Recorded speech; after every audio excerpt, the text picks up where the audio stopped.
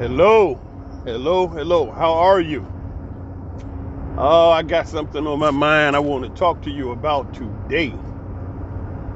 I had a conversation with a friend of mine yesterday about the the child, okay? And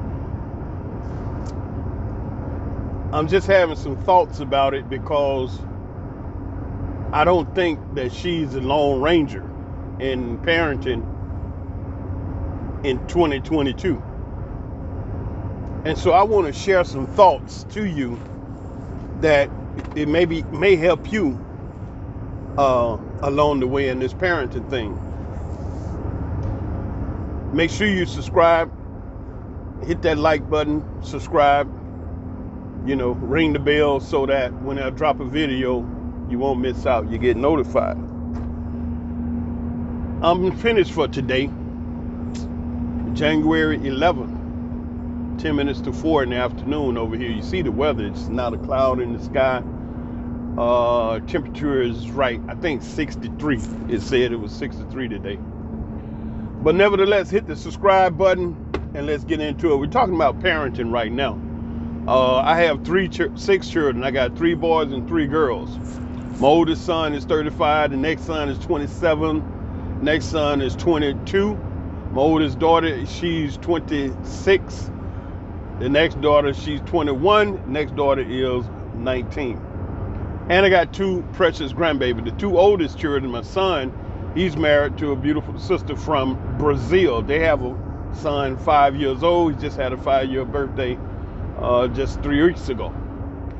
My oldest daughter, the model, she is married to a brother from Texas, and they got a 1-year-old baby girl. She just over 1, and she just is about as full of spirit as you want to get. So I got a lot of experience in dealing with children. Now we enjoying the grandchildren. So I got some stuff I can say to you about parenting because I'm 60. Okay, and so I came up in the days where parents was parents and the government had nothing to do with you and your child. And the community was all on one page. The adults was all on one page. And the children was all on one page. And everybody knew their page. You understand? Children respect adults. Adults respect children. There was order. You understand? Government didn't have nothing to do, with your child. Your child couldn't call the government, the child services, whatever, and sick them on the parents. And that put the parent in a state of fear, of really parenting. You understand? My father, he kept a strap over the door that we went out and in. The strap, it was a belt. Some of my terminologies may be old school. Catch me if you can to make sure. If you don't know, the strap was a belt. He kept it, over the door when we went out and came in. He said it's up there to remind you that when you get out there, don't you cut up when you leave the house. And that it lets you know what you're going to get if you cut up out there. And that's what you're going to run into when you get home. So he always kept that visual aid to assist us in the process of being good children. And they did not slack getting up in your behind. Let me tell you, my parents and nobody's parent. I come from the neighborhood where, hey, if you was out in the street clowning, any adult out there snatch your little butt and fix you up. Took you home, your mama got you, and when your daddy came home, he got you. You was done. You came out the next day a new person. Never did that again. And it wasn't no bad children. That was the whole thing. You didn't hear about bad children back in those days, like just children just off the damn chain doing whatever. You understand? And so that's why I say everybody was on the same page. The children was on the same page, being children, humble, obedient. The parents was on the same page, being parents. They'll put their foot so deep in your butt it take a long distance call to get it. But at the same time, they serving all the Glida, I mean all the ice cream and cookies. Sometimes, I've been speaking Hebrew so long. Glida in Hebrew, Glida is ice cream. But at the same time, they pass out all the ice cream you ever could eat. So our parents were balanced. We didn't have tyrants and overbearing parents, just mean and couldn't show you no love. You understand? It was balanced. And you didn't hear about molestation. Not to say that it didn't happen. You just never heard about it. You didn't hear about homosexual, any boy that we felt was back then we called him sissy. If he was a sissy, we beat his ass to make him a man. We beat that sissy out of him. So it wasn't a lot of sissies, but I do remember them coming up, in Atlanta. I remember one of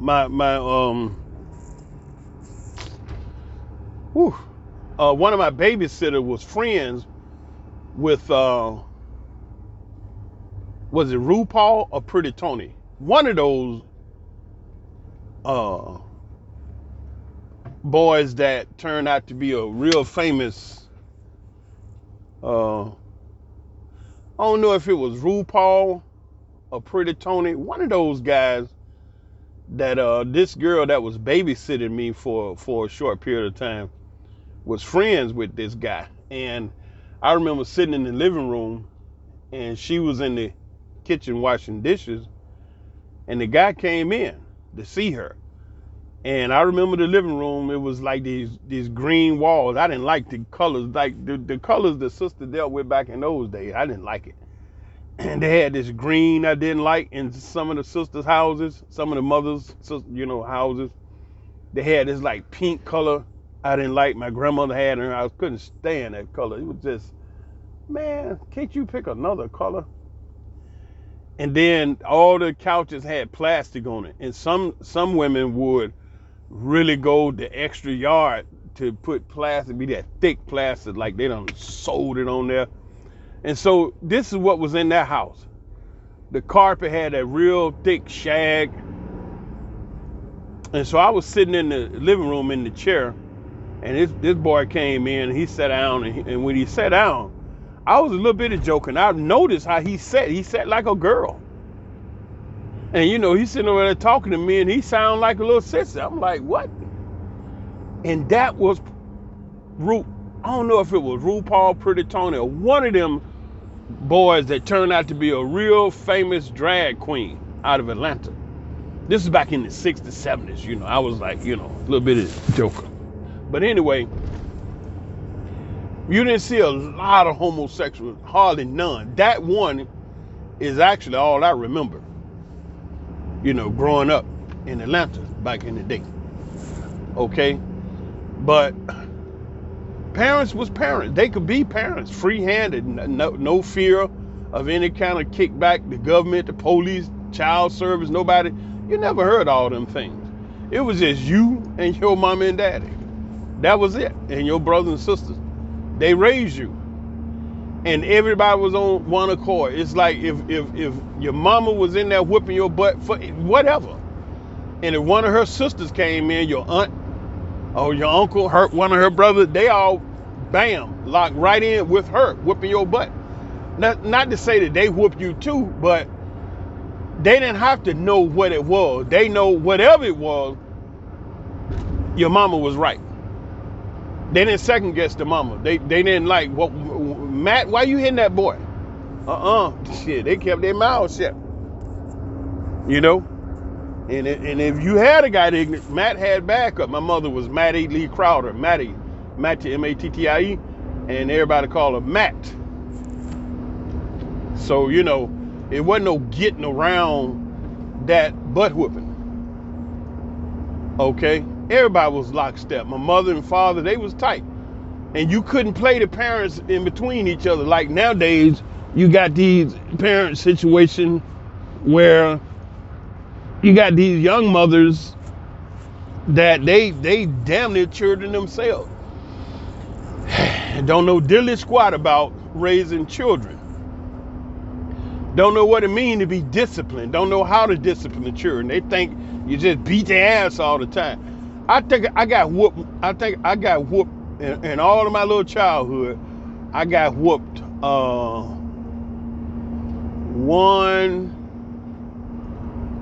one time from my father. I remember. And that one whooping, I'm still scared of him today. He been dead for years. Hey, you know what I'm saying? That butt whipping he put on me way back then, you know how we used to watch them cartoons, and you get your butt beat, you put a pillow on your behind. I actually did that, laid on the sofa. And see what happened, I did some dumb stuff, and my mother wasn't home.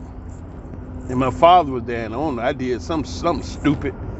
Ticked my dad right off, boy. I'll never forget that butt whipping. Big Jim, they called him Big Jim. He was 6'3", built like Ronnie Coleman. Not as big.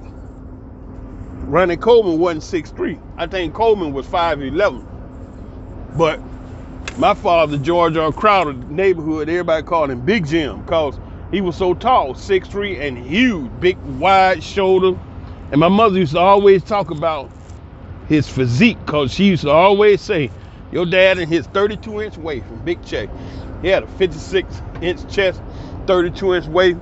I remember them numbers because my mother used to say it all the time. Oh, your dad in his big chest. She just loved Big Jim. Everybody did. Because he was a friendly, powerful, humble brother. Until you cross the line. And I did one day.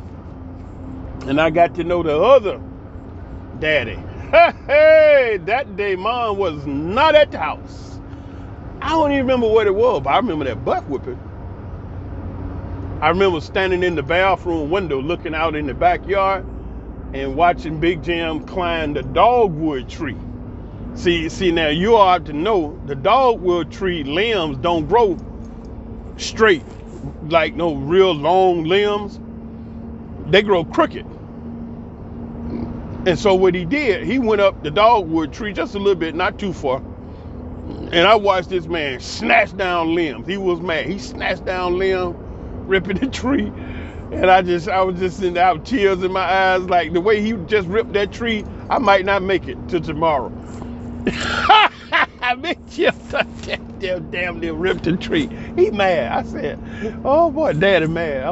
I'm finna get it, and I started crying, looking out that window to myself. Tears started running out my eyes. Because when I saw him go up that tree and grab that limb and pull it, and it cracked, and he come down the tree with it, I just felt like that was my butt. Next. The next crack I hear was going to be my behind. And tears started running down my eyes like, Lord, I ain't gonna make it. I ain't not gonna make it, man. It's so because the dogwood tree limb was all crooked, and with the little flowers on it, had white flowers on it. So he picking the flowers off, walking back to the house, and he platted the limb into a serious switch. And he came in the house. And he called me, Daryl. Oh, I let it go. I just lost everything, man. I don't know if I pooped on myself or peed or what, but it wasn't good. He beat my behind, woo-wee, with that switch. Back of my leg, my booty, raw. And so when he finished, all I could do was just whimper. You know how you cry so hard, that's all you got left.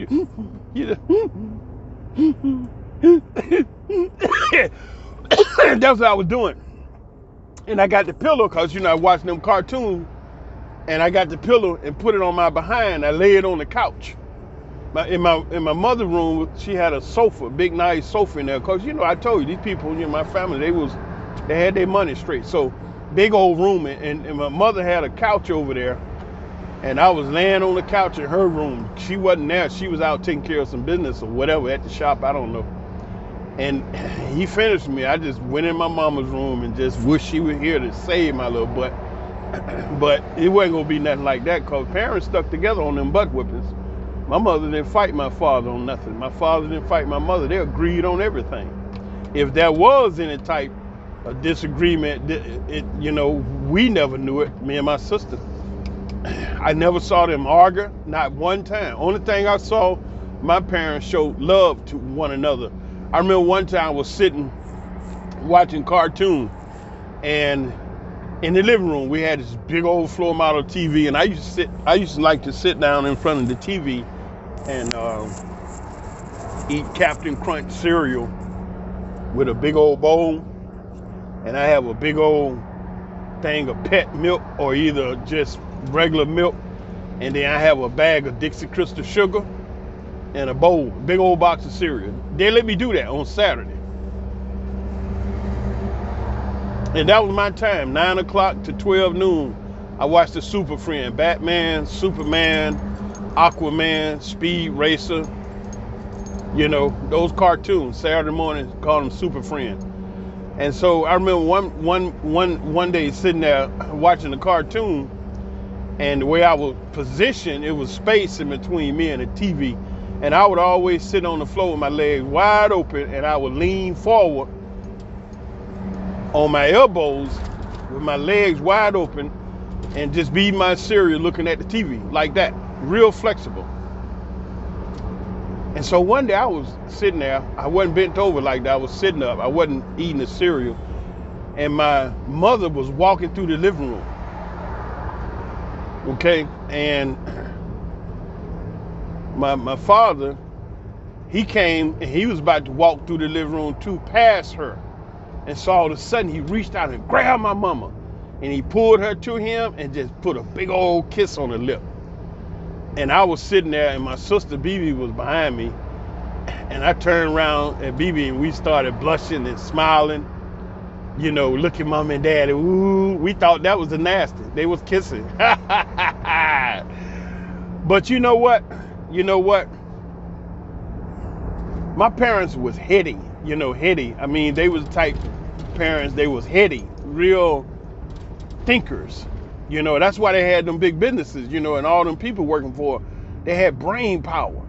And so what he was actually doing, he was showing love and releasing the spirit of love in the house. And I grew up in that love and happiness environment. Parents, showing love and affection toward one another, always laughing and holding hand and really just working with each other, man. I loved it. Boy, it was such a beautiful feeling in my house. I love to go home. I couldn't wait to go home. And I'm still like that to this day. Like, I just, look, my house, you are not bringing drama in my house. I promise you. One major reason why I'm single here in Israel? Because these women, man, these 2022 women, Israeli women, African women, Russian women, these chicks, boy, they not on the same page. My mama used to say, Daryl, good girls are out there, baby, but they are few and far between. You just have to hunt for one. And that is so true. That is so true. I've had a few sisters, I've checked out after I've been divorced. I've been divorced like going on 8 years, right? But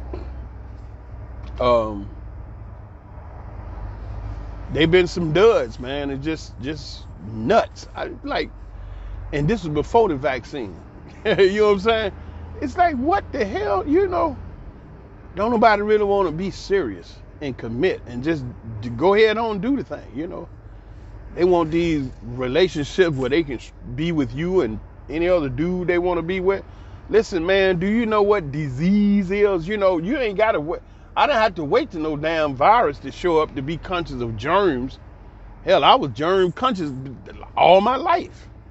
And them germs, I don't have to get venereal diseases. You out with every Tom, Dick, and Harry because you like this dude chest or he got a nice smile, you want to lay with him. Hey, hell no. I'm not interested in swapping swords with the Fortune 500. You can step, go on with yourself. None of that. And so my parents showed a lot of love in the house.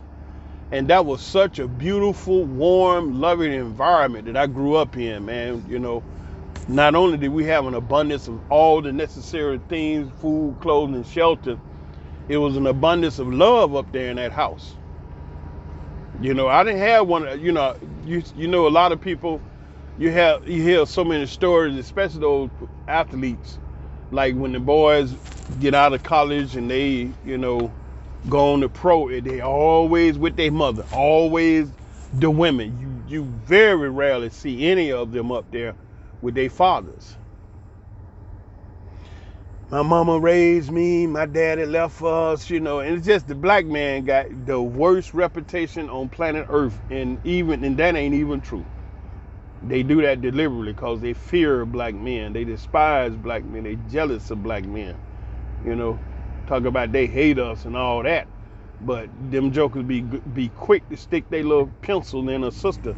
How you sit up and talk all this bullshit about black people and nigga this, nigga that, monkeys, and y'all ignorant, you nasty, you stink. But as soon as one of them sisters shake their butts in your face, you ready to stick your little pencil in her.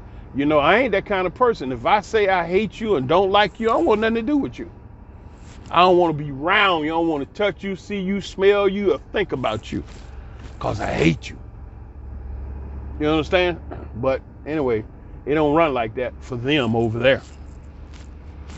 Nevertheless, Dad did that to my mother, and me and my sister sat there and we blushed.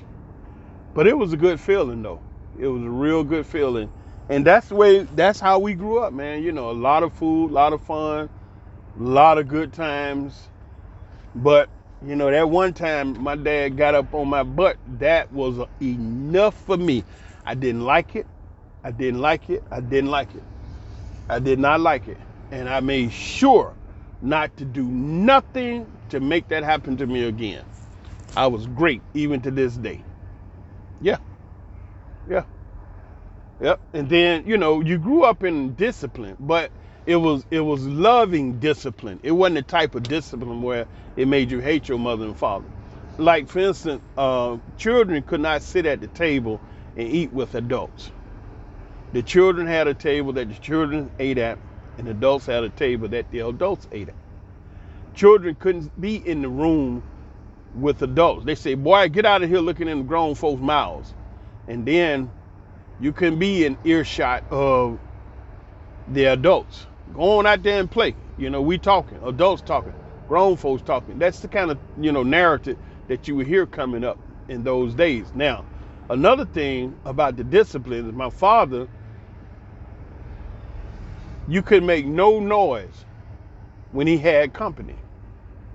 If Pops had company, you better be like you done died and went down there. Extra quiet. And that really wasn't hard because we had that thick wall-to-wall carpet with that double thick foam under the bottom. So a lot of times you be walking, feel like you finna trip up. The carpet was so soft and that beautiful pile, beautiful carpet. And my old man got some company. My sister, we'd disappear, go to her room, I go to my room. And I remember this one incident. Dad had some company over, and me and my sister was back there in the room playing in my mother's room. And she had a chiffaro.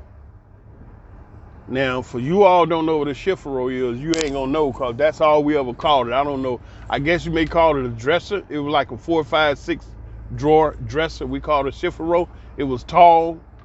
All right. And on top of that chiffaro, she had a cloth. And on top of that cloth, she had little figurines. All right. Now, up there, because we were little people, we didn't ever get up there. Her figurines and all that is up there. But anyway, one day, Pops had these guests over, and they sitting out there in the living room talking. And so me and BB, we went in Mama's room. We was playing around some ball or something, I don't know. And while we was back there playing, we bumped that chiffaro with those figurines sitting up there, and one fell off and hit the floor. When I tell you the little soft thump was so soft, it was so insignificant, nobody heard it. But it was enough to make me and BB hit freeze. We just stopped and looked. I looked at her. She looked at me. We didn't move. We just froze because it made a little bit of boom. That's all it was, boom. That's all it was. A little bit of soft boom. Could have been anything. Could have been somebody shutting the door. But that little boom, that was too much noise for Mr. Crowder. Too much noise. That little bit of soft boom, that little bit of figurine hitting that soft carpet, and he knew it. Them two back there doing something they ain't supposed to be doing. They making noise. I'm telling y'all, that was it. A little bit of boom. The carpet had double thick foam under it. Carpet, then the fibers from the carpet, and that little bit of figurine. Dude, what kind of noise this gonna make? But it did. It was a nice little soft boom. And me and my sister, we didn't even make that noise. We back there playing. We made zero sound. And when that little thing hit the floor, cause he's sitting out there quiet, my mother's somewhere in the house quiet, it's just definitely quiet. Like, you know, you can hear your heartbeat quiet. And that thing went boom. And it came from that room. He knew we was in that room. That was all she wrote. Me and BB, we left up out of there. We tiptoed up out of that room. Do you know what it looked like tiptoeing on soft carpet with double thick foam? And we tiptoeing on the carpet. You ain't making no noise. Oh man, we so scared. We tiptoeing on the soft carpet back to the room. We had no shoes on. We barefoot. And we tiptoeing. Oh boy, y'all, you know, y'all make me think of stuff I ain't thought of it so long. Yeah, we tiptoeing to the room. I went in my room, slid under my sheets. She went in her room. Man, you know, boy, you don't know what it's like to just be laying in the bed, not sleep, scared, wondering if you're going to get it because you made some noise. But you got to understand, that it was just that little bit of boom. That's it. So anyway, finally, in my worry and stress about all that noise we made back there in the room, I finally wind up dozing off to sleep. And I messed around, slipped into a nice little sleep. And I was gone, man, you know. And then all of a sudden, I felt a draft. And the light came on, and my father was standing over the bed with his belt. He snatched the sheet back, and the instant he snatched the sheet back, the light came on. And it woke me up. And I woke up and saw him, and when I opened my eyes, wham, right across my leg. Did I tell y'all not to make any noise? And every time a word was a lick. Why don't you just say the whole damn thing and hit me one time and be done? You know, did I tell, you know, like, oh God, can you speak a little faster? And they light my butt up, right? And so he and Mom's, they had it in sync. She was at the light switch and he was at the sheet. And so as soon as he pulled the sheet back, boom, she flipped the light on. And he hollered, didn't I tell you not to make no noise? And then he finished with me. I wasn't that many licks. It was enough though. Waking me up in the middle of the night, whooping my ass. Hey. And then went over there and lit my sister up. She hollered, ah! Both of them. And they went back to bed. There was never any noise in our house. Zero. Nada. Zilch. Kaput. Effis. Kloon. Nothing. Nobody make no noise in the house. The house was quiet. Because, you know, Pops was like, the house is for R&R, rest and relaxation. You go outside the house, and that's where you do your fight at. Whatever you got to put up with, you deal with it, whatever. But when you get in your house, it's time for rest and relaxation. Food, shower, food, movies, whatever, family, friend, cake, cookies, pie, food, whatever. But none of that in this house, you know. You got to rest and rejuvenate, and then you go back out there. I told you, you know, he was a Master Sergeant Army, 25-year vet, you know, very disciplined. But the beautiful thing about Big John, he was balanced with his discipline. And, you know, we understood, you know, I didn't take it out against him. I wasn't mad with him or nothing. I understood. We had made some noise. Now, on you all part, the way y'all growing up here in 2022, that little bitty boom, y'all would have had a serious attitude. I mean, you'd call the police on it. That's because you're living in 2022 where you're undisciplined, your parents off the chain, they locked up by the government. See, the government got your parents locked up. They can't be parents. You don't have no parents. They can't be parents. Anybody do their children like that nowadays, the child will call the police on you. You know what I'm saying? Because they ain't disciplined. Zero. Can't do your child like that. What are you talking about? These damn children, they made mean by the government. Got their hand all in the parenting affair. We the damn experts and don't know a diddly squat raising a child. And then back in the day, I don't care what y'all say now, they made excellent adults. Because black people raise black children. White folks didn't have diddly squat to do with black children. It ain't the same.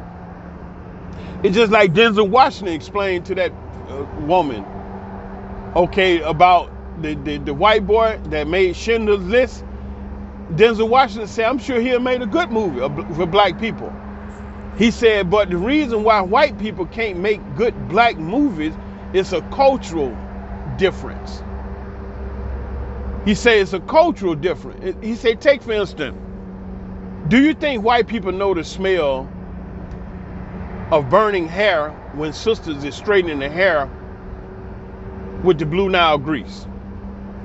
You know, Sunday morning, you getting ready to go to church and they pressing your hair and that smell be in the house. He said, you think white people know that? He said, that's a cultural difference. You know, I told you on the other video how I worked in my mother's beauty salon and I used to straighten sisters' hair with this hot comb. White people ain't had to do that. You understand? So back then, blacks were with blacks and white was white. Back in them 60s, it wasn't all twisted up and interracial and stuff like that.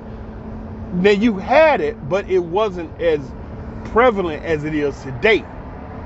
You know, when I was coming up, a white boy with a black girl was like, what? You know, because it was like that. Back in those days, it was white against black, blacks against white. It wasn't no Hispanics and Muslims and Jews and Catholic and Protestant. It was blacks over here and whites over there. And that was the struggle. That was the fight. Okay? Nowadays, it's all mixed up. Just big bag of nuts. Everybody, whatever, mixed race, interrace, LGBTQ, XYZ, non-binary. Today I'm a man, tomorrow a woman, today a boy, the next day something different, and I just don't know. So this is what you're dealing with today. And so that's what I was sharing with my friend, is that, you know, it's no comparison. You know, so I didn't go and start telling her about the way we was raised, because that cannot apply today. Not in these liberal and loose societies where children get such an incredible latitude.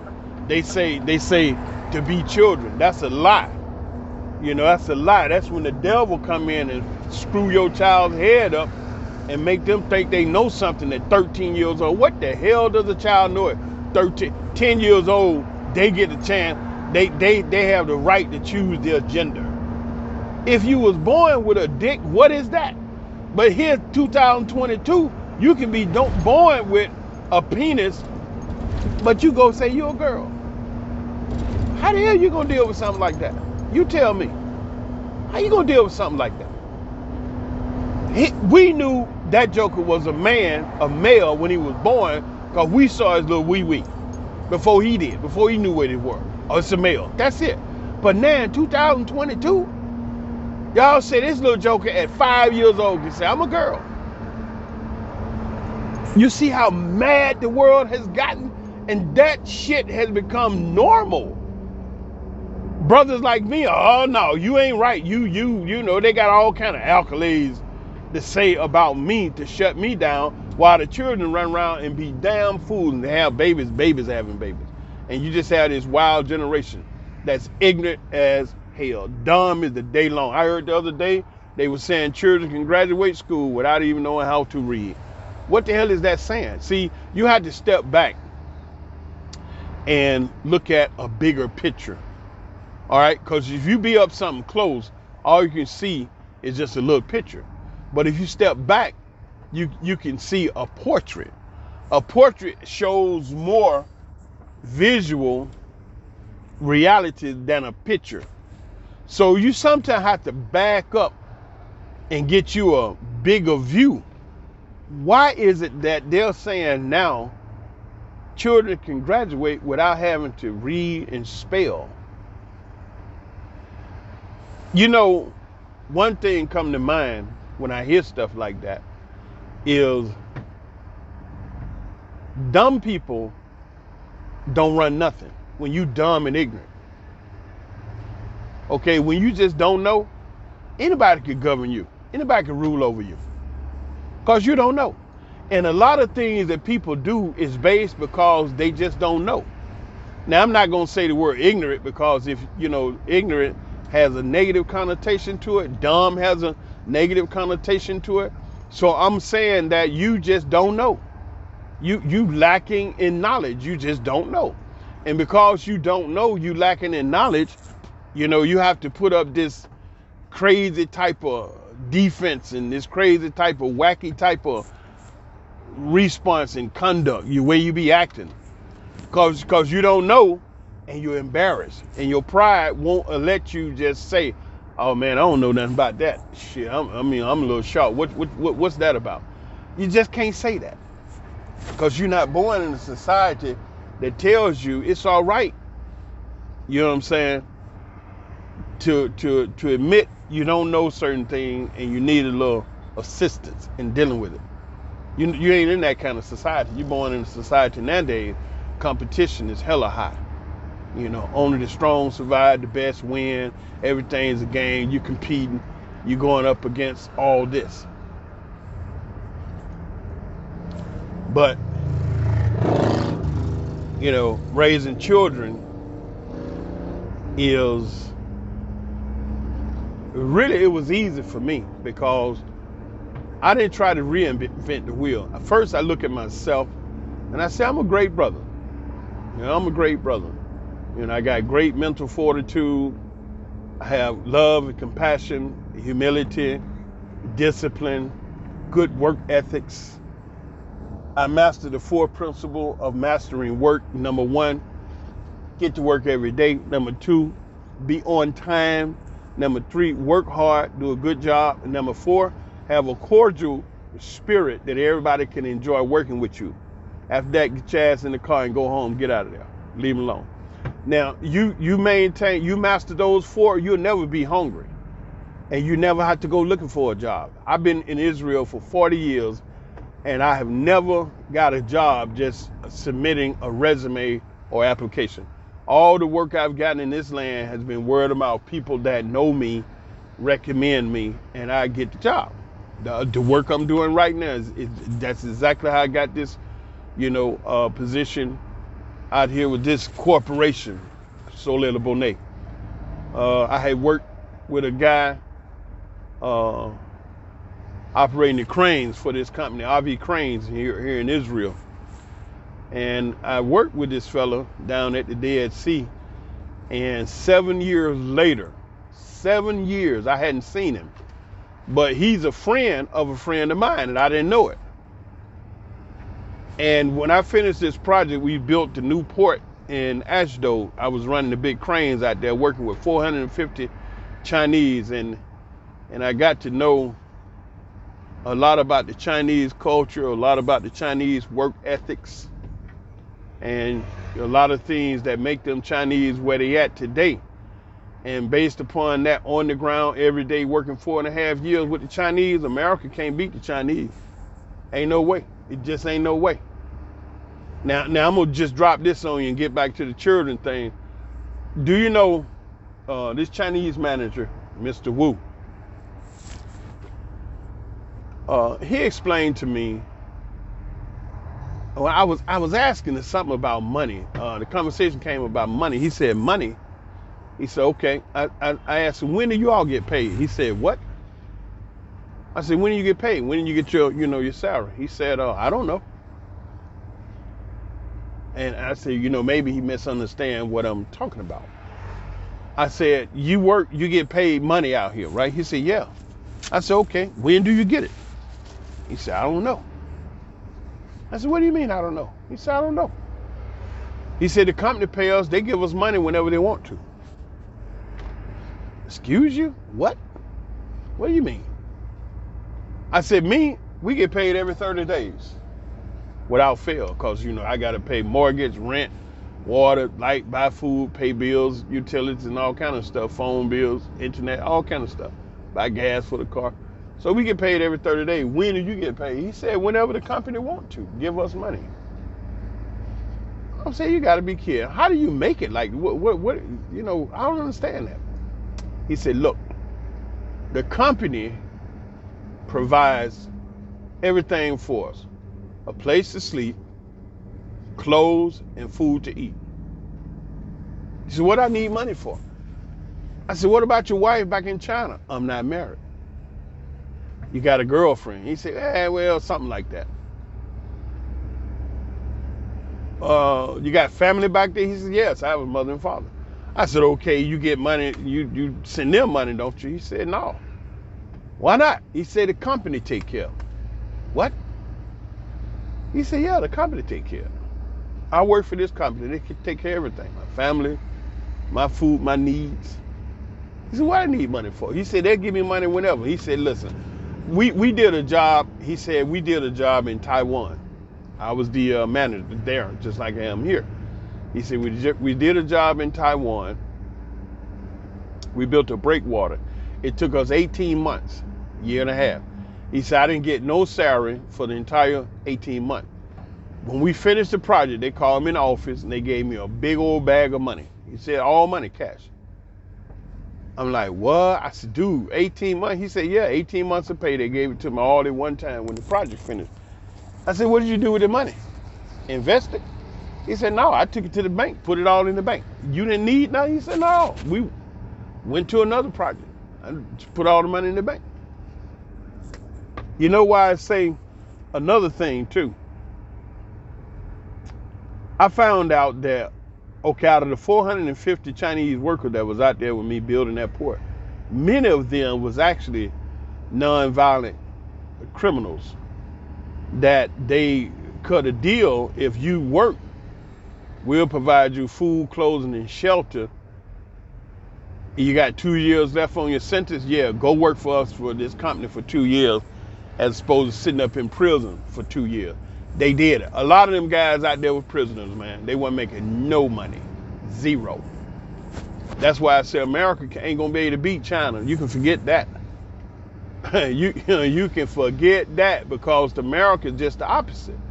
American prison system is a multi-billion-dollar business trading on Wall Street. They need bodies, and that's the number one person they're looking for: black people to fill them prisons. I remember I saw this letter that the prison system was complaining to the state because they wasn't keeping up with their population in the prison.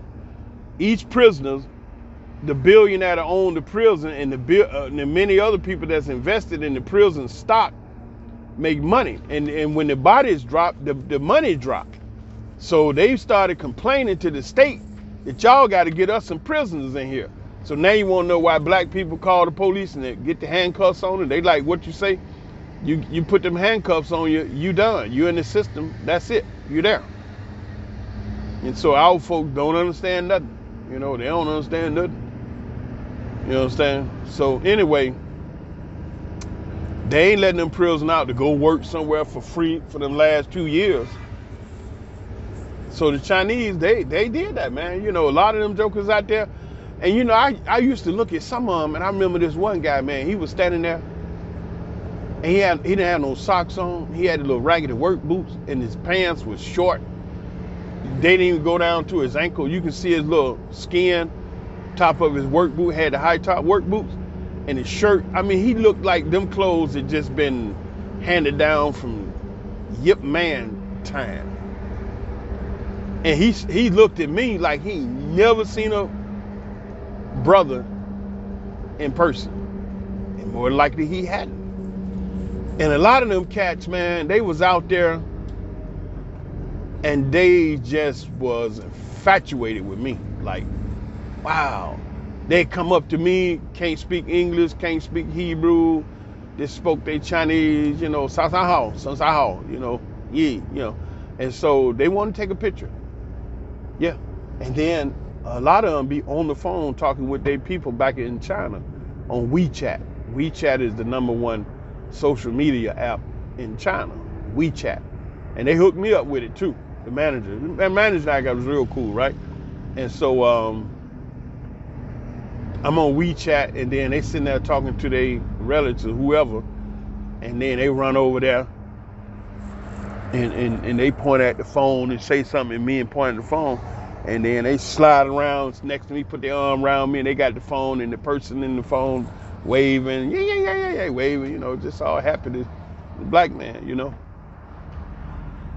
And so that was quite an experience. I learned a lot, man, working with them Chinese, boy. Them jokers.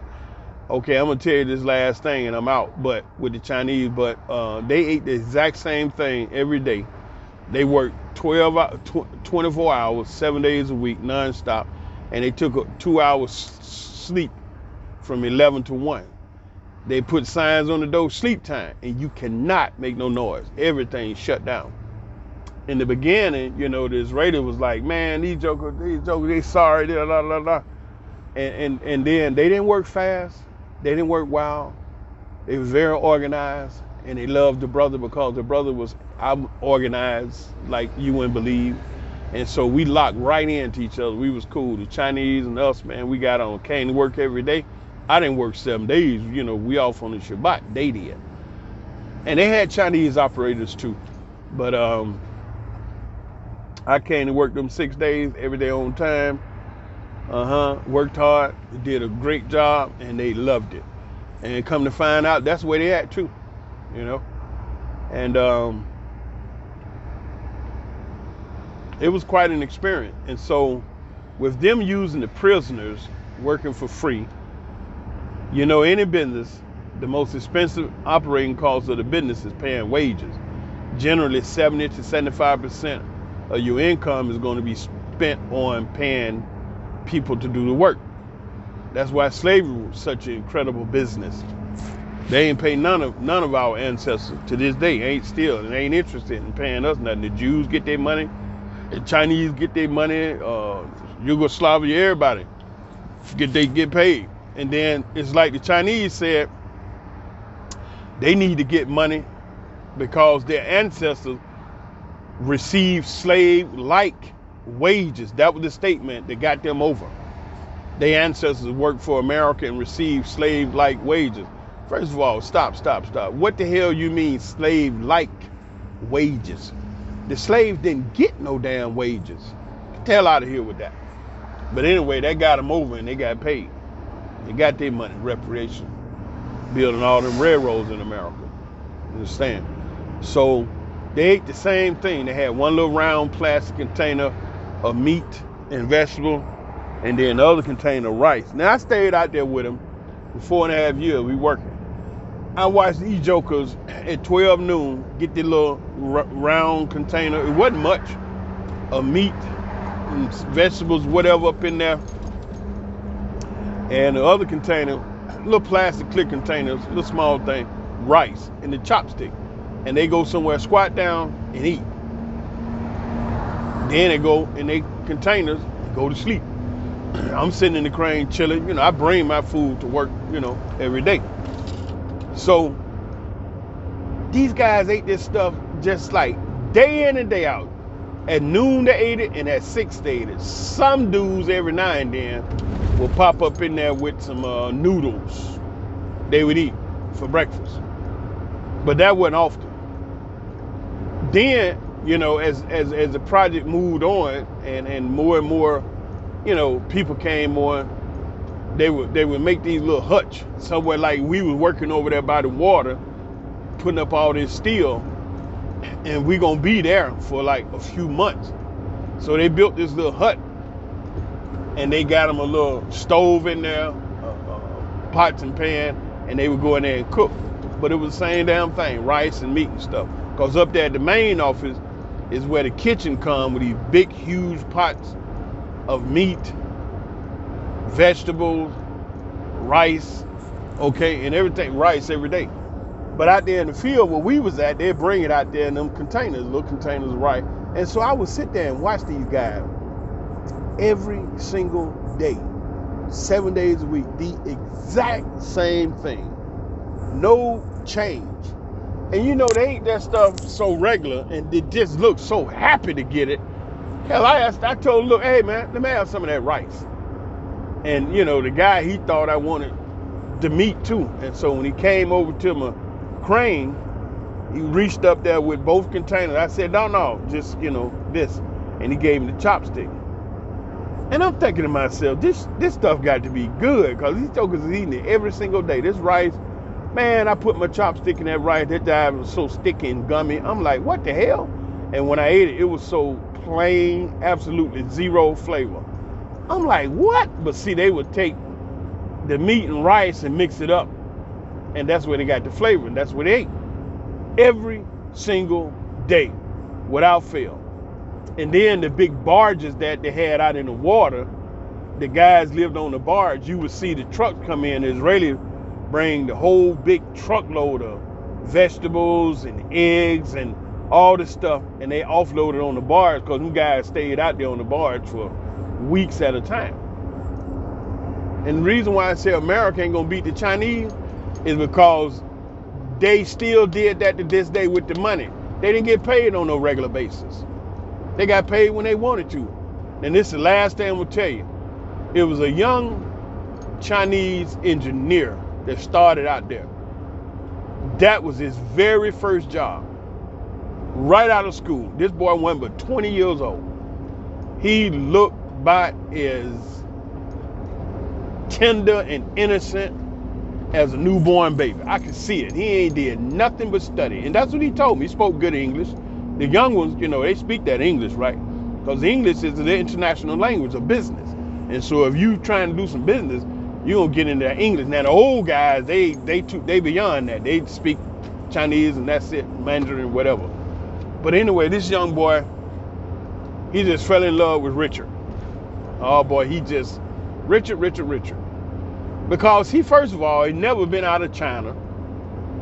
And I was the first non-Chinese that he ever had spent any time with. He told me that. Born and raised in China, studied 7 days a week, great grades in school, engineer, and he just came to Israel last week, and he out here on the job. That's it.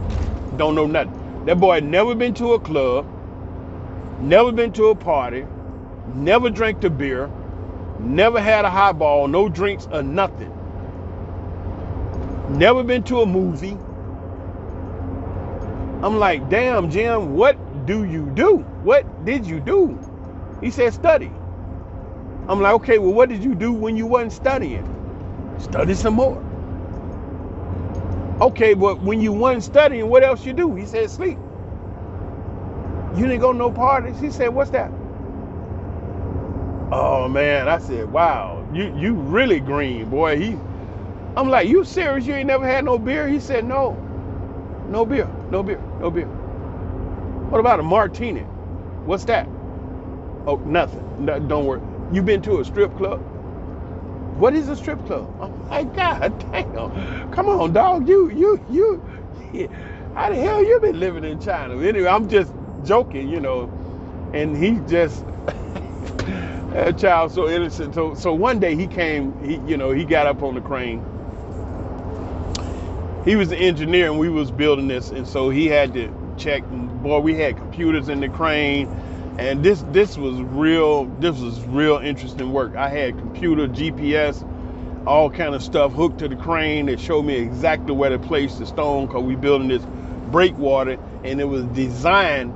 You had to put these 20 tons and 40 ton stones out there. They had to build it up so it would stop the rushing water coming in there. And so he sat there with me, and we made sure it was like it was supposed to be. So my crane was so big, it had a porch on the outside. So when he first started working, he would stand up outside all day in the sun, And I looked at him, and he didn't look too cool like that. I said, dude, you all right? You want some water? So I gave him some water. And see, he had this, I want to prove myself to my manager energy on him. And me and the other manager, we real cool. Me and Wu, you know, because he been at it for years. But there was another manager, Shu, that he wasn't the manager over the project, but Shu had more experience than the manager of the project. And the manager of the project took instruction from Shu. Now, see, you got to hear this because, see, in America, I'm the boss. I know everything. But with these Chinese, the one that know is the one that's running it. But he ain't the boss. Because Wu was the boss. He was the manager. But Wu did not have the years of experience that Shu did. Shu had all the knowledge. And Shu ran everything, but Wu was the manager. And Shu respected Wu for being the manager, but Wu, the manager, respected Shu from being the one with the knowledge. Shit ran good.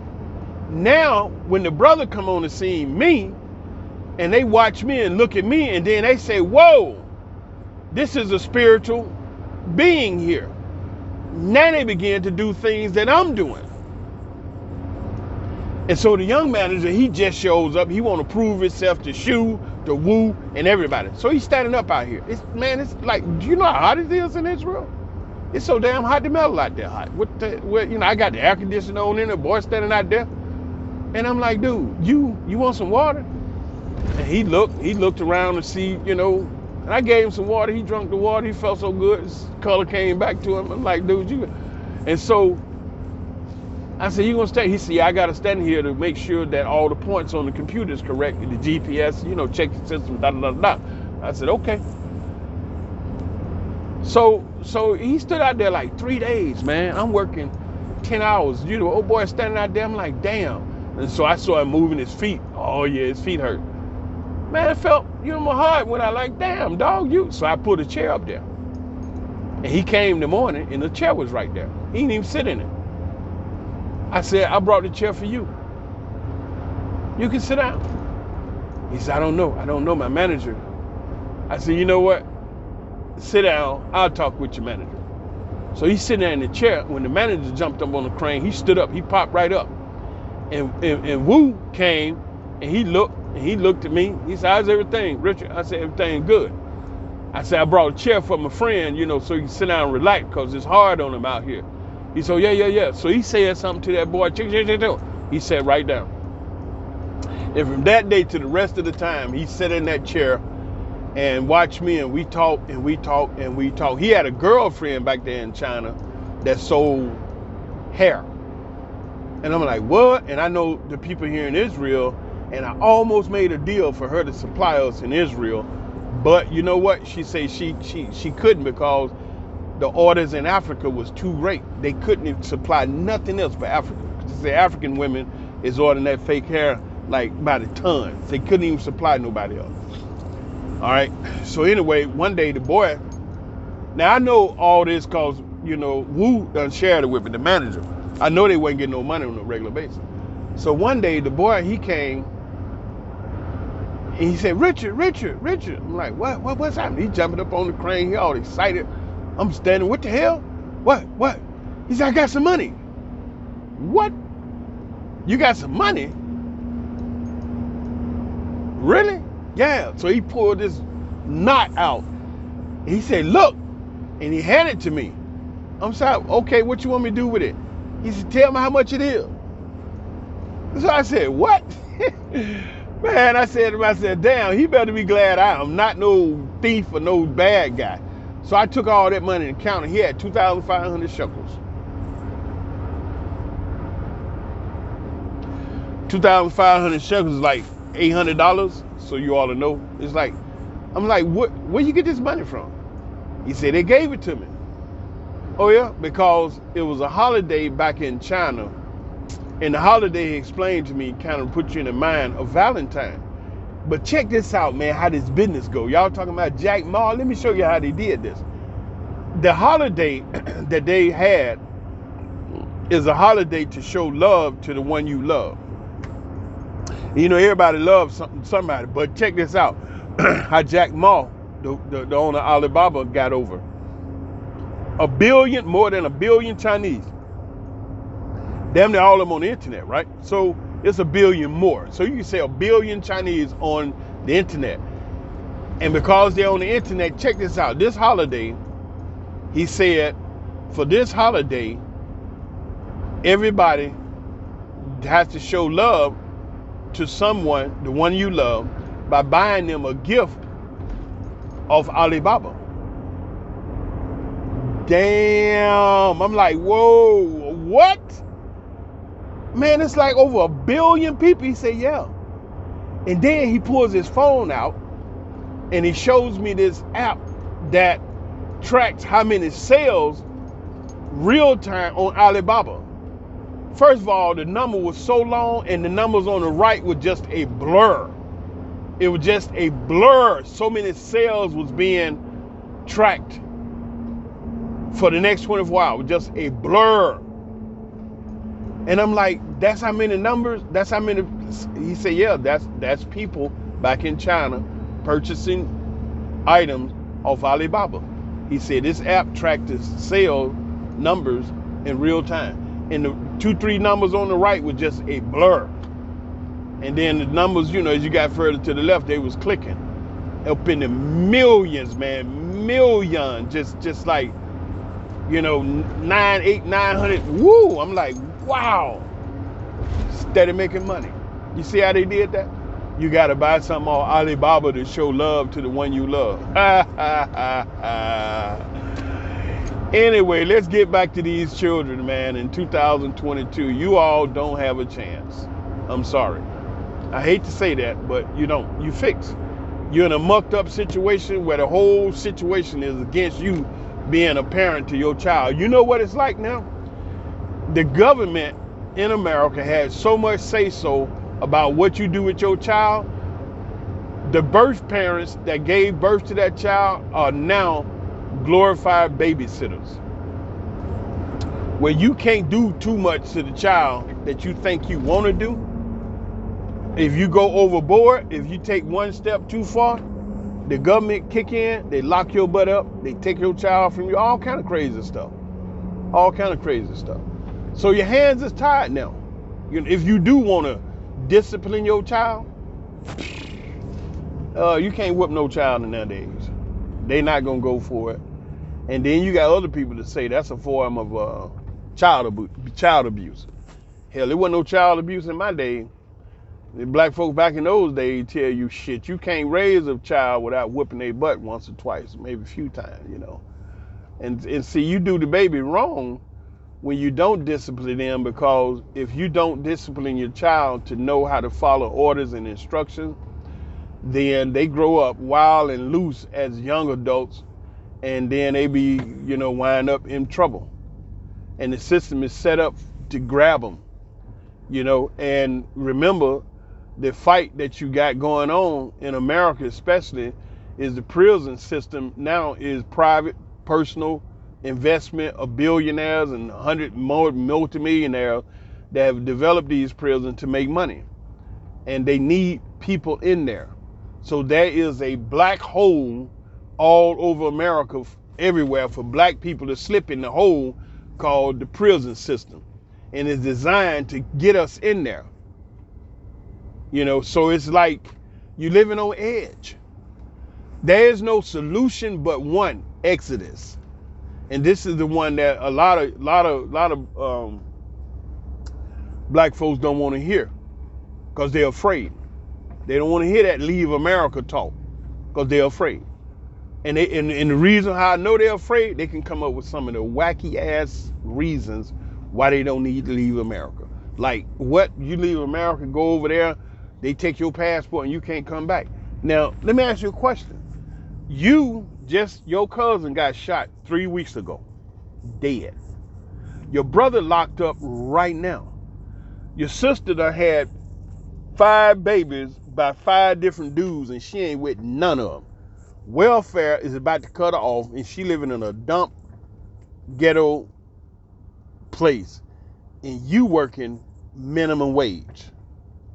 And I tell you that you should explore the idea of leaving the land of our captivity. And the best excuse you can give me is they take your passport and you can't come back. My question is, what the hell you want to come back for? You know, if you may get out there and find out that is much better than what you're dealing with. Yeah. Yeah. You just may find out it's better than what you're dealing with. I'm over here in Israel, you know, all this traffic, you know, because a lot of my people say, do they have cars in Israel? Do they have cell phones in Israel? My people are ignorant, man. I mean, just dumb. Can you imagine that? Sister asked me, you know, she literally told me, hey, y'all got cell phone in Israel? My friend told me, y'all don't have cell phone in Israel.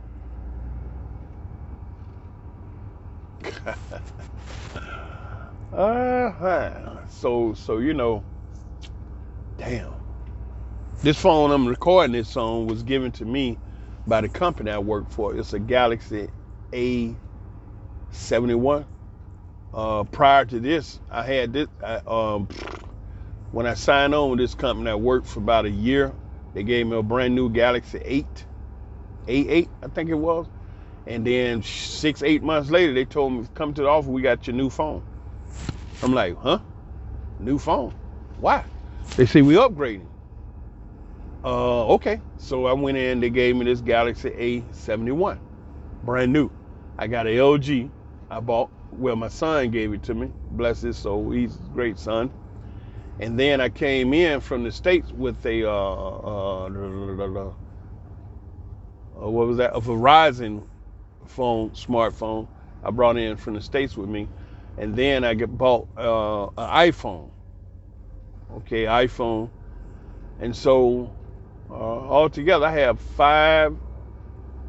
Let's see, the LG, Galaxy, the iPhone, the Verizon. I think it got 4 or 5 cell phones over here. Yeah. And people say they heard we don't have cell phone in Israel. And then dude asked me, y'all got cars over there? You know, I'm in the Teslas. I've seen just this 1 hour that I've been riding down the street here. Teslas. Man, these jokers riding around over here. I saw a Maybach the other day. I was up north, a Bentley. My son, my youngest son, he's an entertainer. He was telling me about this Moshav he was on. The dude owned a Rolls Royce and a Range Rover.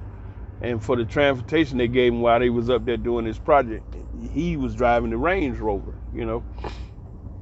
And so it's just sad the level of, you know, the lack of knowledge that my people dealing with, you know, in America. And they stay there and think they know everything and just be just as dumb. And so, you know, the only solution really, you know, when you open your eyes and deal with truth and reality, after being in that place for 400 or 500 years, and you still got to argue and fight to vote, you still got to argue and fight, you know what I'm saying, for a little bit more money from multi-billion-dollar corporations, from men walking around, they in their pockets, they got $150 billion, and you out there sweating your ass off for $7.35, $8, $9, $15 an hour. And you going home with $600, $300. And they sitting up there with $153 billion. And you don't see, and then I make a suggestion, maybe you could check out another country, go somewhere else. You know, even if it's just for the reduction of police violence. I've been over here in Israel. I ain't had no problem with the police. None whatsoever. You know, police, they deal with you. Hey, yeah, what's up? You know, this is what's happened. The other day, you know, Joker stole my bike. I ran up in there, me and my son, like gangsters, really scared the shit out of him. The guy was, you know, and so the owner saw what was happening. What's going on? And so I told y'all, them Jews stick together, whether they right or wrong. They gonna stick together with each other over you. And they know the guy stole the bike. And so they all lying about they bought the bike. Two dudes standing up in there talking about they bought the bike. So, he said, I'm gonna call the police. You don't get up out of here. I said, call the police. And he on the phone, screwing around like he looking for the number. Nigga, everybody know the damn police number. Get out of here. So I didn't hear nothing. A minute go by. So I picked my phone, pulled my phone out. I called the police, told them where we was at. 3 minutes, police rolling up in there. And police jump out. And what's up? And so we talking, all us there. Police say, whoa, just relax. Okay, what's happening? So I explained to him, dude stole my bike. I saw him riding down the street, came over here to get it. And then the other guy said, no, that ain't his bike. I bought it for my son. He said, okay, where the receipt at? He said, ain't got it. Where the receipt? Well, you need a receipt to prove you bought the bike. So he said, okay, it's your bike. You got a receipt? I said, yeah. Where's that? At the house. He said, okay. So the point is, the police came, me and my son on the black people. Didn't nobody die. Didn't nobody get shot. Wasn't nobody scared of the police. Because we call the police and all these white folks out here. That just don't happen. It's not to say the police ain't some dogs now, because in Tel Aviv, they do stuff with the Africans, man. Like, they jack an African up like before they going north. The police, I remember that was a season where the police was stealing the African brothers' money because everybody get paid on the 10th of the month, right? So the police go take their money and be real arrogant. Like, you don't like what we doing, call the police. And they standing there with the police uniform. The African brothers and sisters, man, they up here trying to make a little scratch, send back to their folks that's struggling on the continent a certain kind of way. And then Jew boy up here, police stealing their money. Y'all don't know about all that stuff. You think, oh yeah, whatever. See, it's something that you're dealing with all over the world. There is no super great country that you go in and shit just all fly, Everybody dealing with something. And ain't nobody gonna tell you the bullshit that they doing in their country. They gonna all make you think, oh, this is the greatest country in the world, all these shithole countries. And you got one city, LA, with tens of thousands of people sleeping on the street. Not gonna happen, And so that's the system that we living in, and it make it extremely difficult to actually raise children, to be children, And so I was sharing with my friends some things like when we grew up, but at the same time I told her, but sweetie, I'm just telling you how it was in my day. It's always different. It is no comparison. And I'm gonna shut up talking because it really ain't, it's just something I'm telling you. But what you're dealing with here in 2021 is a government that got the parents neutered, where you can't be parents. You're just babysitter for the government, because anytime you do something with their child, they coming to whoop your behind about it, throw you in jail. The child don't like what you did. They call the police. They call child service or somebody, and they come lock the parent up. Unless you just had some ding-dong parent like that girl that was in that basketball game. And I watched that girl. She didn't trip that child. I looked at it over and over again, because they said the little white girl tripped the black girl. But I personally, I didn't really. That white girl was standing behind the little black girl, and she was looking at the ball just like everybody else. And the black girl, when she came down, it looked like she caught the real tip end of that white girl's foot, and she fell backwards. To me, it didn't. That wasn't no trip. That was like an accident. And then that black girl mama told her, you need to get her for that. That child knocked the hell out of the little white girl. Man, I said, I'd be damned. That was the little black girl mama told to get her. You see, that is another point that I want to say. Black people, they haven't been that violent and evil and awesome and hateful and mean. You know what? You've been around the bandit so long, you done picked up his spirit. To where black people don't have that Nubian energy no more. These jokers is terrible, man. How you tell your child to knock the shit out of that little girl the way she did? And they out there playing ball. Shit happen. You stumble, you trip. But why you gotta retaliate with so much violence like the movie 300? Just blood all every damn where. Why? And see, that's a major problem, man. That's a major problem with our people. You've been around them too long. It's time to separate, man. All that voting didn't work. Do you know there are more African Americans in D.C. running around the government than any other nationality, ethnic group in the United States of America? Is more blacks working around D.C. than white? Is more blacks walking around D.C. than Hispanic? Is more blacks walking around D.C. than Cuban? Is more blacks walking around D.C. than Russian? Is more blacks walking around D.C. than LGBTQ, queer, non-binary? Is more blacks in D.C. and blacks get their natural ass whooped, jacked up, done up, can't get no reparation, can't get a damn thing done, and you got more black representatives walking around D.C. doing absolutely diddly squat for your black ass. I know y'all don't like me. Some of y'all love me because I be straight up, I tell you just like that. And I know some of y'all say, it's Negro. Who do you think he is? Well, I'm telling you the truth. I'm telling you the truth. Them children ain't got a chance in hell because the whole complete system is designed to screw their mind absolutely up, and they doing a great job, starting from the music, the food, the movies, the clothes, the smell, the friends, the strangers, the news, every single thing. From the moment your child wake up till they close their eyes is designed to do them up, and you can't do nothing about it. You can't even get enough black unity like it was back in the day. See, the thing about back in the day, the 60s, the reason why it was so easy for black people to unify, because basically all black people was on the same level, broke, struggling. I dealt with them white folk getting their ass whooped, everybody. So it was easy to rally the people together. Now you can't do that.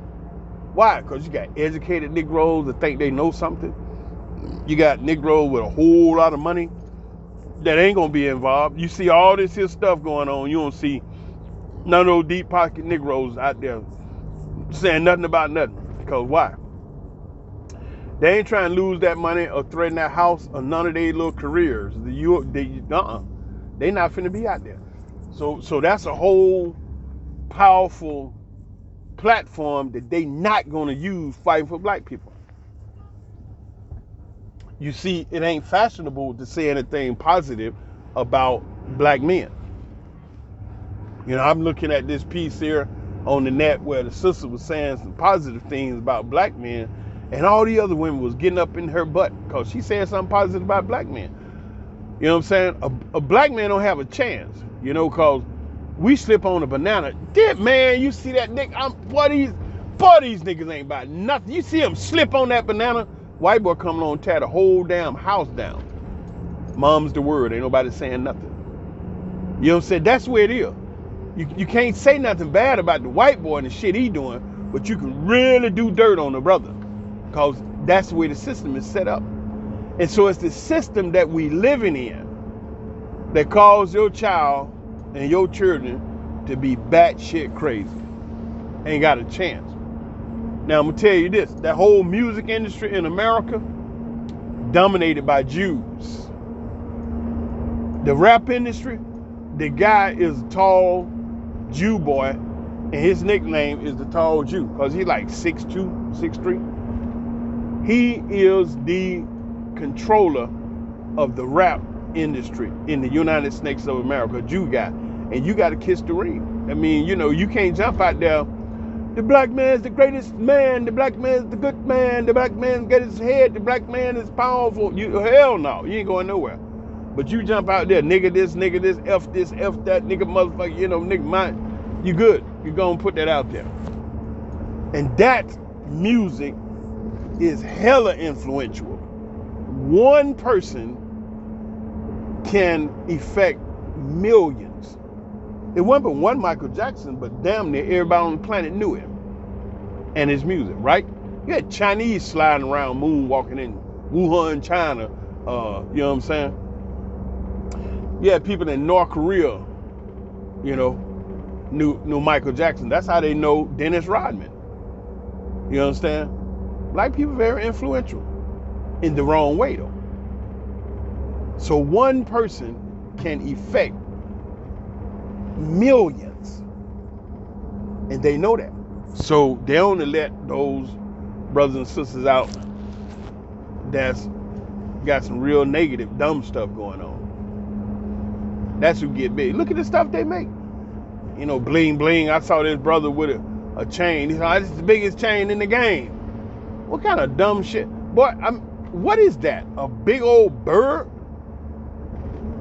You know, you see what I'm saying? You see, brother, you done took your money and gave it to some happy white boy that made you this big old ugly ass, heavy ass gold bird, and you cheesing like a chess cat talking about this the biggest chain in the game.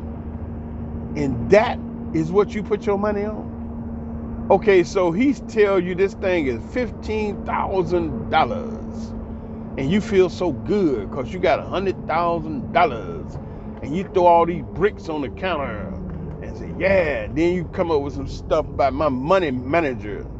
You know what I'm saying? Go and pay for it, man.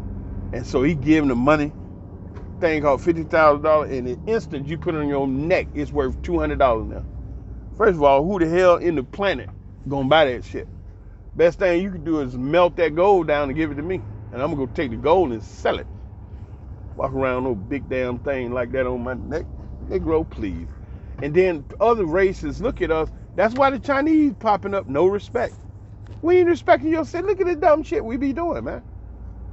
And that's by design. You know, that's by design. But when you have a brother like me talk about it, I'm the problem. Discipline children in 2023? Man, what are you talking about? You can't do that. You can't say that. That's child abuse. That's verbal abuse. You can't do that. You know, you have to get a child time out. That goddamn child, man, we stand in the corner a week, wouldn't bother. Fuck that. You know, my pops, he was like, I ain't put, what? And they was talking about put him on a punishment, stand him in the corner. My pops like, dude, please. Look, I don't do ownerships. I don't do punishment. I whoop ass. And so, you know, I heard my dad explain why. He said that if I take TV from Daryl for a week, I'm just say he can't watch TV for a week, but I can't control what he's doing when he go to his friend's house. So he don't miss no TV. Anything show he want to watch. If I didn't say he can't go to his friend's house, but he can't watch TV in my house for a week. Okay, so he just go to his friend's house down the street. He watch all the TV he want. So there's ways around all them little punishment. You stand in the corner long enough, it ain't gonna bother you at all. You standing up good, you like, no big deal. You just standing there, no big deal. You know what I'm saying? Stand in the corner. You know, time out. What the hell is time out? And so my father, he said, one thing for certain, the child ain't figured how to get around the pain from that butt whipping. He said, I put a few whips on that butt with this strap. They ain't figured out how to get around that. And that is the encouragement to do right. That's what he said, you know. I heard him tell his friend that. That's the encouragement to do right. So those days are gone, man. And then you look at the house today. The house, you know, it's not a lot of mothers and fathers, black fathers in the house doing what they supposed to do. We are like a damn near extinct breed of men around this mofo. Any good brothers, we trying to hang on, man. We need to do a good brother club or something. Hang out, whatever, talk to each other. But it ain't fashionable, you know. You got sisters running around now. They all out front, and then look at this. I'm a bad bitch. I'm a bad bitch. I'm a bad bitch. Man, I remember the day if you looked at a sister wrong, you better be ready to bring your army. You know what I'm saying? And that was never a time a sister was call herself a bitch or a hoe or any derogatory description of herself in that manner. Never, never, never. Now look, 2022, man, it's a good thing to be a hoe. It's my bitch. Man, you gonna bring your bitch on over here so we can, you know. Wow. You know, I'm just like, I can't even lock into that. You understand? I'll never be the type man to call my beautiful Nubian queen a bitch or a hoe. Not gonna happen. Sorry. Not gonna happen. I don't want no bitch, and I damn sure don't want no hoe. You know, I want that Nubian queen, and that's what I'm sticking around for. You know, and I got a beautiful sister that loves me. She is a Nubian queen. Matter of fact, she's actually Zulu, born and raised Zulu warrior, Zimbabwe. Sister speaks 6 languages, super intelligent, super and very observant. I took a picture one time, a little video clip, something I was doing, and she sent me back a message, man. I called her, she said, baby, if you could be that way, she said, I can only imagine. You know, I said, wow, you are very, very observant and really sharp. Very intelligent sister. You know, I'm not going to call the sister no bitch. And this is how the children have been conditioned nowadays. They out there, you know, we send them out the door to some stranger to be educated for 8 hours a day or more or what have you. And we expect 5 to 6 days a week, and we expect them to come home, our children, and we've given them into the hands of a stranger for 40, 50 hours, and you expect them to be your child when they come home. It's all different now. And the last thing, you know, I had enough talking to you. I'm sure you find it real interesting, because I said some good points. And don't forget to subscribe to the channel, hit that like button, hit the bell, smash that bell so you can get notified when I drop these videos, because you know, the spirit fell on me to start talking and sharing some things. Okay? And I really enjoyed, you know, saying these things. But the last point I want to share with you is it's 2 major moves that black people can make that would change the game for their quality of life on this planet. Number 1, you get away from those that hate you. And America has showed us for hundreds of years just how much they hate us. And number 2, you get organized. Now, the reason why you're not able to organize, especially in America, is because your weakness is feeding their machine. The original reason that they did bring all of those African brothers and sisters into that place is still on the table, to be servants. And you know, our ancestors and we to this day have been food for their table and fuel for their machine. They have usurped our energy and strength, and they're still doing it to this day. Those prisons are filled with those black brothers and sisters, because it's a business now. It's just not a place to put, you know, criminals. And a lot of those brothers and sisters is locked up behind bars for some non-criminal and non-violent stuff. Nickel bag of weed. That Kamala Harris put so many brothers in prison for weed, you can't imagine. And then you look up the white boy, he turned around, legalized the weed, and they making billions. Brothers still sitting in prison. And Kamala Harris, you know, she was the DA out there in LA and had a chance to do something. Yeah, she did it all right. Locked them brothers up, sent they butts down the river, because it's all business. Everybody get kickback, something under the table. It's super corrupt, you know? And those are 2 moves that our people can make. Getting the hell on up out of there, you know. And one sister, I gotta say this, she said that, but you know, leaving America might not be the best option. I'm like, why? She said, because you got so many interracial relationships now that how you gonna separate? I said, shit, hey, if them white people love you that much, shit, pack their asses up and take them with you. They can go too. You know, if they down like that, they married a sister, married a brother, and they ain't in on that whole racial kind of, you know, hate Negro type energy, pack their asses up and take them with you. But you got to get on away from there. All right, and then the next thing is that unity. You know, that black unity, man, it's powerful. That's the thing that they fear. Your enemies fear unity, because Years ago, they made that King Alfred Plan, Memorandum 46, COINTELPRO, and all those was set in motion to stop the rise of the black messiah, or stop the rise of any individual that could unify and electrify the masses of black people into one mind, one thought, one focus, one energy. And so that's something that we have not, as a people, been able to do on no real significant level for any, period of time, to actually make some real powerful changes in our quality of living on this planet, in any country. And so that's what will be real beautiful. But we have the problem with sellouts and brothers and sisters not really seeing reason why need to be unified. Don't see reason why.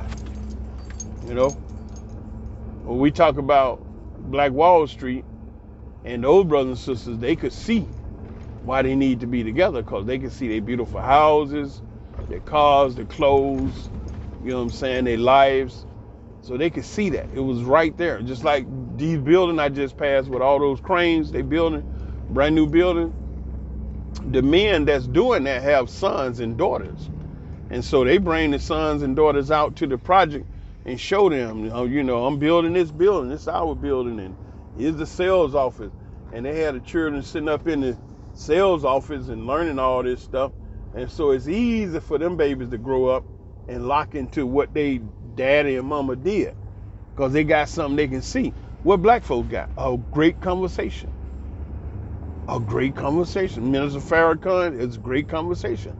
But what does the Nation of Islam have on a massive scale that they can show the next generation, this is why y'all need to fall in line?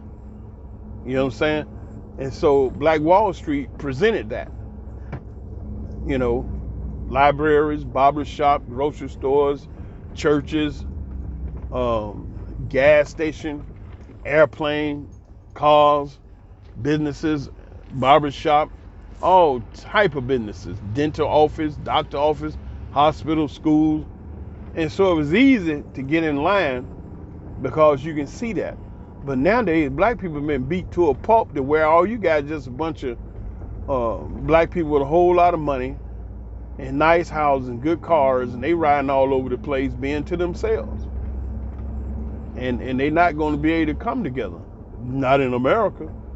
Because you're going to always find you some sellout, like they showed you in the movie, Judas the Black Messiah, how they was able to get the brother to spy on the Panthers movement, and that's how they know where they was at and what they was planning and doing.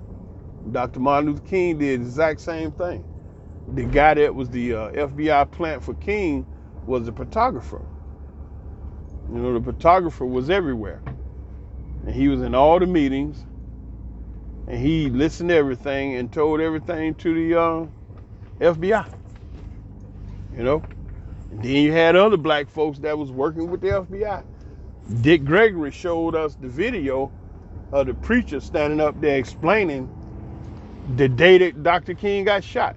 And the preacher, he got so caught up in his explanation, he didn't even realize that he said, and we stepped aside so he can have a clear shot. Dick Gregory rewound that several times. He stepped aside so we can have a clear shot. So he can have a clear shot. So they knew King was going to get shot because they was all in on it. Because they can buy Negroes, They can find proper niggas that got whatever kind of financial situation they dealing with and say, look, we can help you out with that.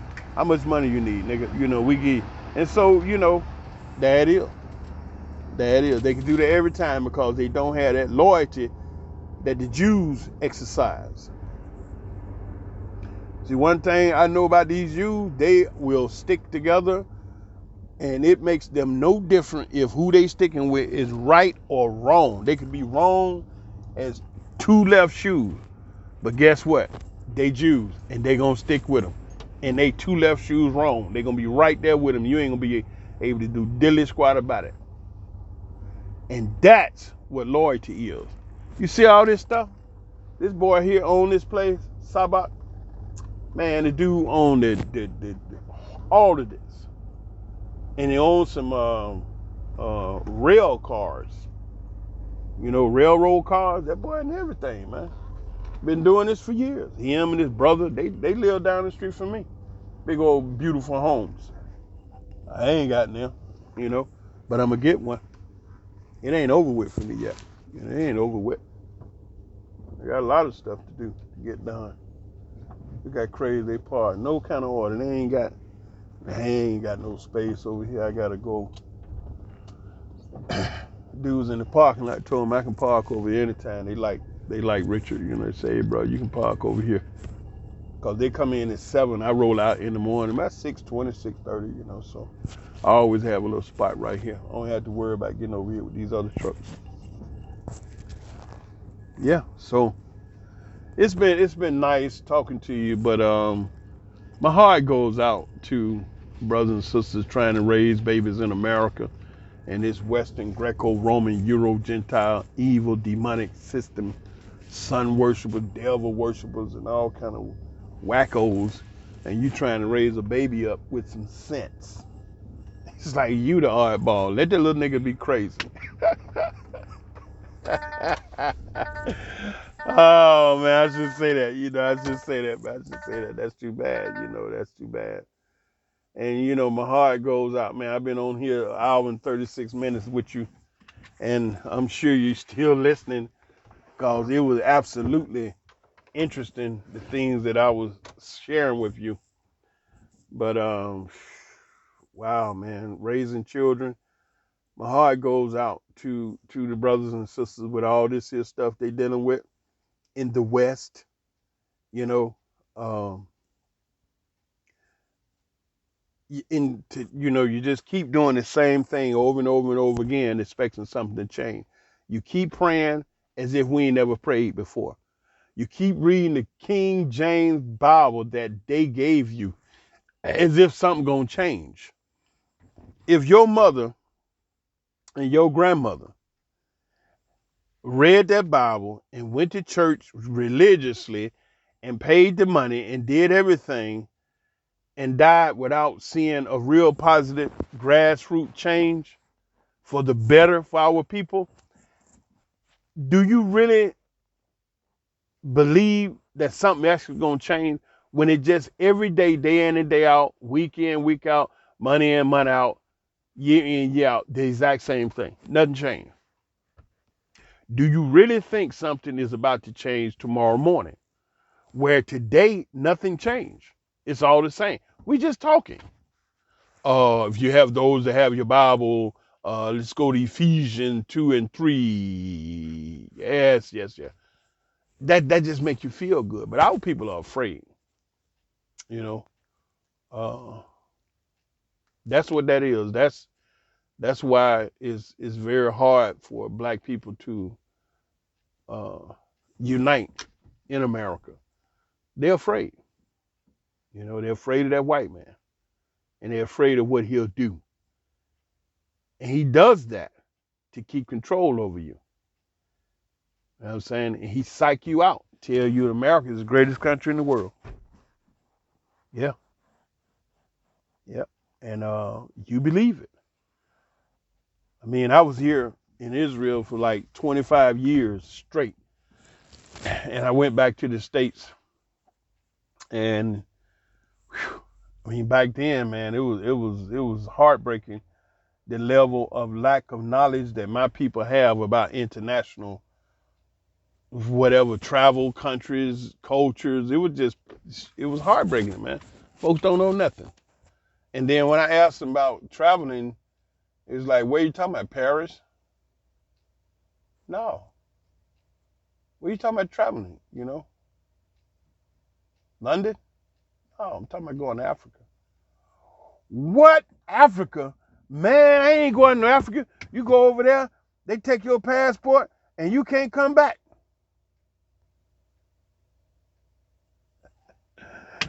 You see, fear makes a person say dumb stuff like that. Man, they ain't no interest in your passport. They can't do nothing with your passport. They don't want you. You dumb ass where you came from. You know, they don't want you over there. And so, anyway, if you're not talking about separating yourself from those that hate you, I ain't really interested in what you're saying. I don't want to hear about your religion, your God, your Jesus, your Ra, your Tha, your Buddha, your Allah, none of that. Because it don't work. It ain't worked up until today, and it's been hundreds of years. Our people have been begging and praying and hollering and screaming. Ain't nothing changed. No black unity, nothing. And when you do get organized, the rest of the Negroes get scared as hell and start speaking out against it. Their brother Master J showed you that. He went out there organized with a gun. It scared the shit out of more black people than did white folk.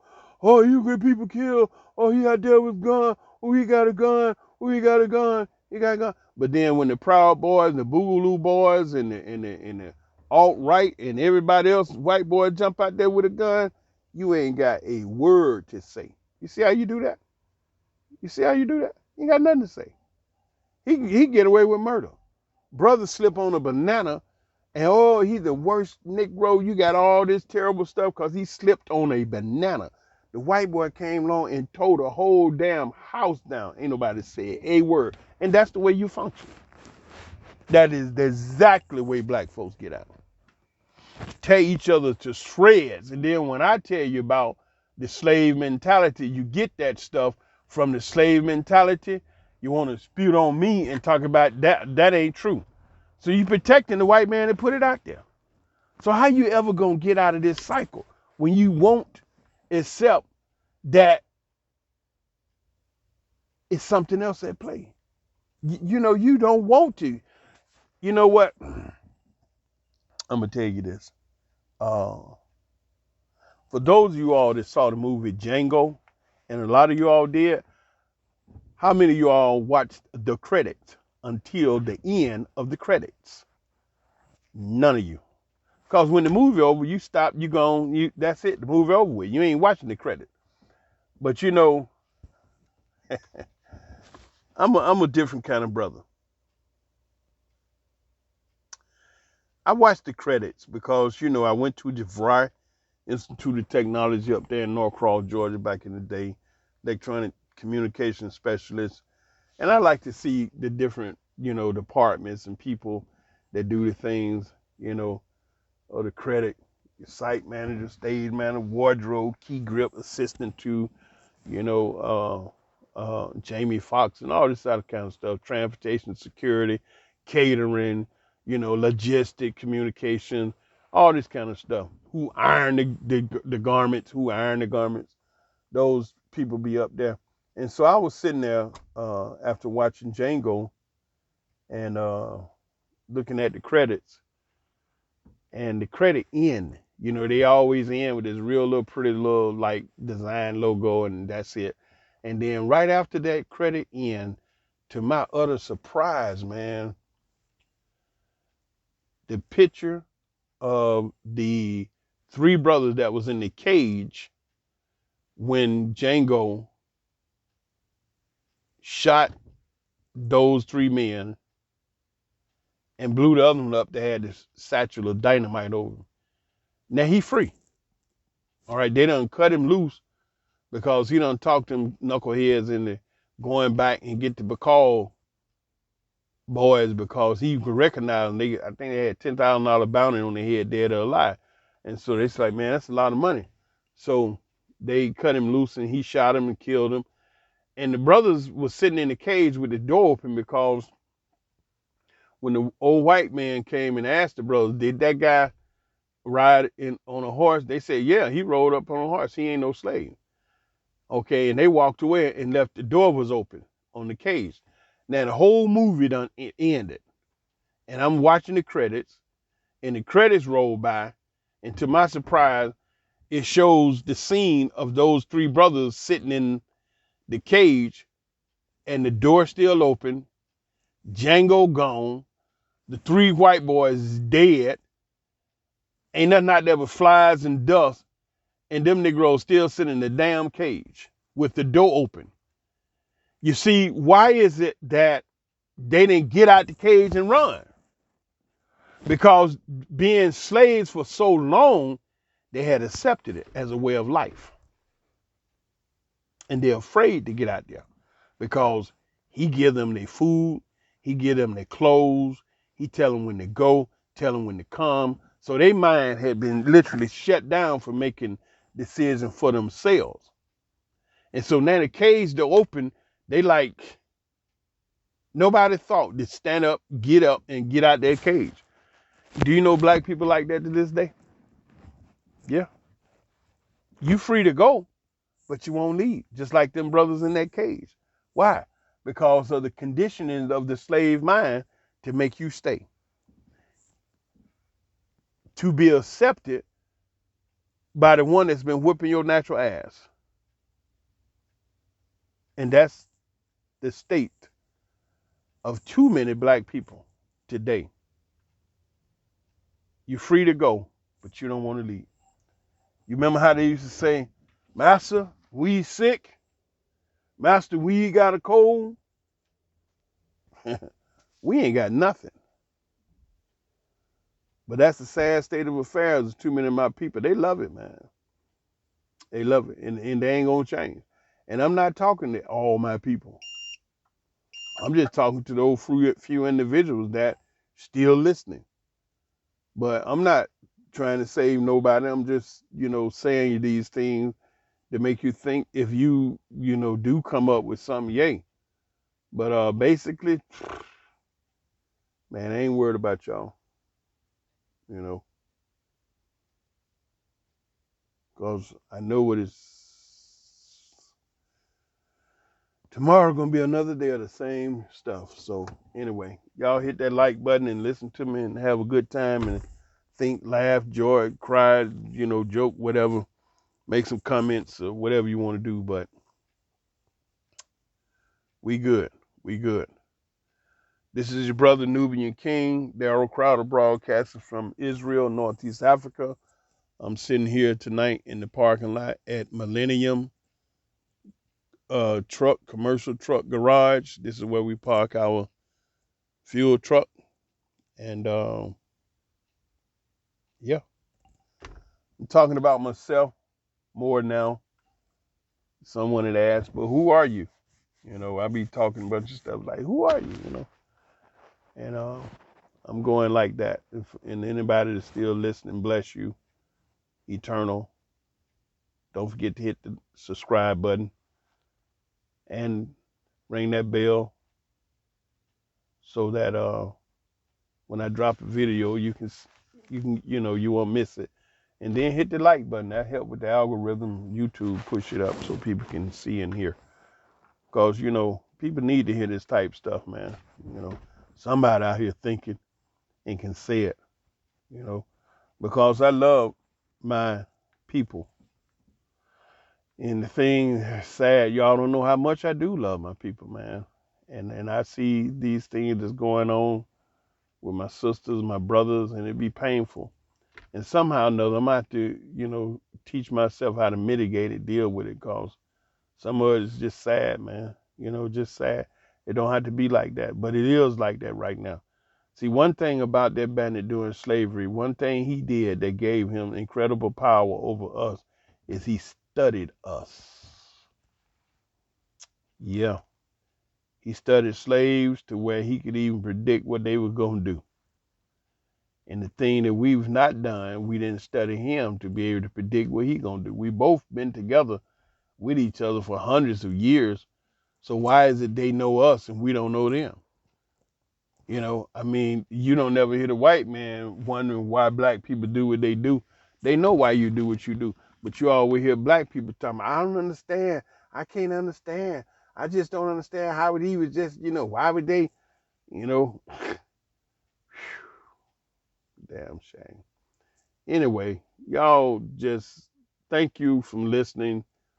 I enjoyed talking with you. And I'm going to get on out of here and go do what I got to do. Bye.